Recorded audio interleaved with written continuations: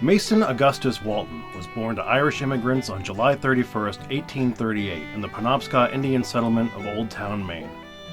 Amongst his 5 siblings, Mason was a quiet adventurer.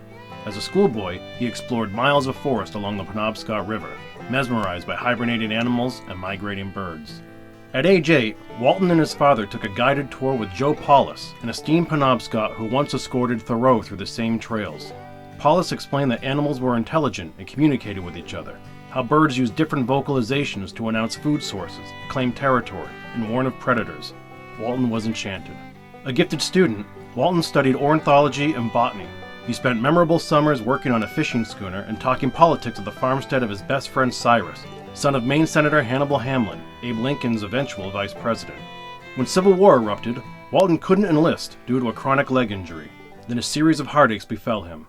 His older brother George, a Union soldier, was killed in the Battle of Fair Oaks. Weeks later, brother Brainerd, a naval officer, died at sea. During post-war Reconstruction, Cyrus Hamlin, by then a decorated Army captain, contracted yellow fever and died at 28. In his private life, Walton was smitten by Olive Bradford, a childhood friend of his sister's. They married and lived happily on a farm near Old Town for 7 years. But tragedy struck again. While giving birth, Olive passed away. Their unnamed daughter died hours later. For months, Walton secluded himself at the farm to grieve. He rejoined society in his 40s, writing for the Bangor Record and bookkeeping for a pharmaceutical company.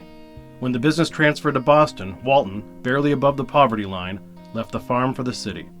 Overwhelmed by urban life, Walton developed a severe respiratory infection, allergies, and indigestion.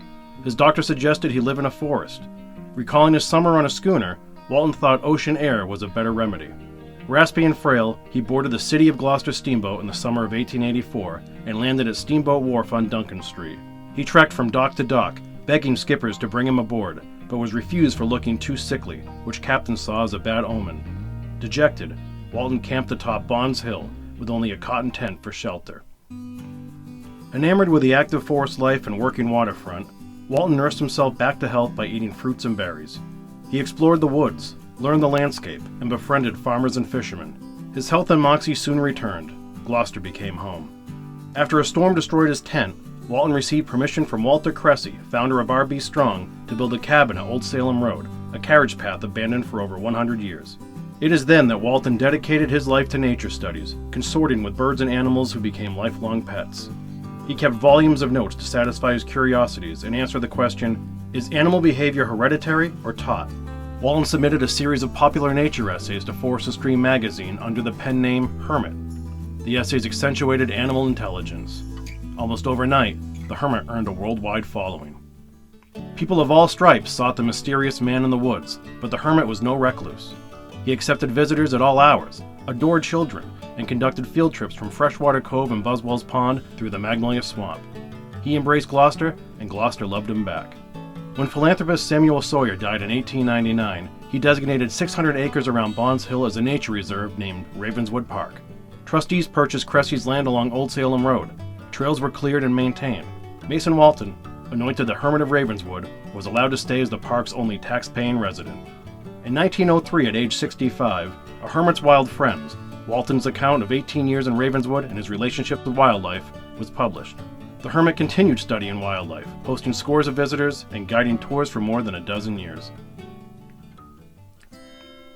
During a wellness check in May of 1917, a park steward found the Hermit in his cabin, dazed and freezing. He was transported by horse-drawing ambulance to the Elms House Hospital and diagnosed with bronchial pneumonia. 2 weeks later, he passed away. Mason Walton was 78. The Hermit is buried with his wife and daughter by their farm in Maine. During the Hermit's 33 years in the Gloucester woods, more than 50,000 people signed his guest book. Today, thousands traverse Ravenswood Park along the trails Mason Walton blazed over 100 years ago. Though his cabin was destroyed by fire in 1948, a plaque rests there off Old Salem Road for nature lovers to honor the Hermit.